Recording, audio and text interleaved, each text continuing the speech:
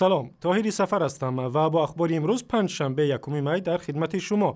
در ولایت سوق در شمال تاجیکستان دو قطار بارکش به هم برخوردند، ولی خوشبختانه در این حادثه کسی آسیب جدی ندیده است. صدمه شام 30 اپریل در ناحیه جبار رسولوف به وقوع پیوسته است و چندی از واگن‌های پربار از راه خارج و سرنگون شدند. به گفته شاهدان عینی، قطاری که از ناحیه سپیتامن به سمت خوجند حرکت می‌کرد در نیمه راه ویران شده است و بعد از 15 دقیقه قطار دیگر از همین راه به حرکت برآمده و به قطار اولی برخورده است. گفته می‌شود یکی از رانندگان قطار اندک زخمی شده است.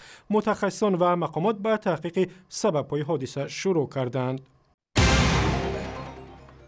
در مناقشه بین گروه از زندانیان در ناحیه وحدت یکی از آنها کشته و که دیگر زخمی شده است. مناقشه صبح بر وقت روز 30 اپریل به وقوع پیوسته است. یک منبع از زندان وحدت روز 1 می بر رادیو آزادی گفت در جنگ بین دو گروه مخالف زندانیان برای نفوذ در محبس یک جوان 31 ساله از کلاب با لقب رمیش کشته شده است و دیگری با لقب سلیمان گوساله زخمی کارد خورده است. مقامات زندان رقم 2 در ناحیه وحدت و یا زندان بدنام شده کرپیچ میگویند که حادثه را تحقیق میکنند.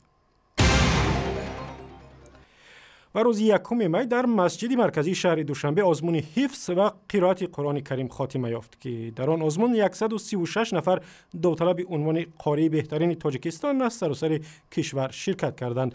در آزمون دانندگان این کتاب مقدس در 5 بخش از جمله حفظ کل قرآن و تفسیر آن دانش خود را نشان دادند. آزمون مذکور سال دوم است که با تشبث دانشکده اسلامی تاجیکستان برگزار می شود.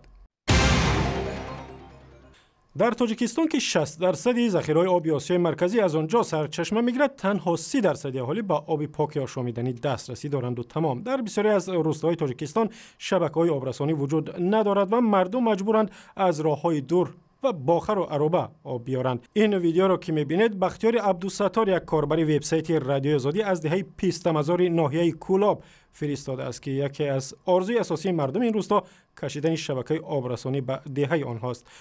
ویدیوی کامل در این باره با اخبار دیگر در وبسایت رادیو آزادی، در صفحه‌های ما در فیسبوک، توییتر و یوتیوب و هم زمینه مخصوص رادیو آزادی برای تلفن‌های همراه.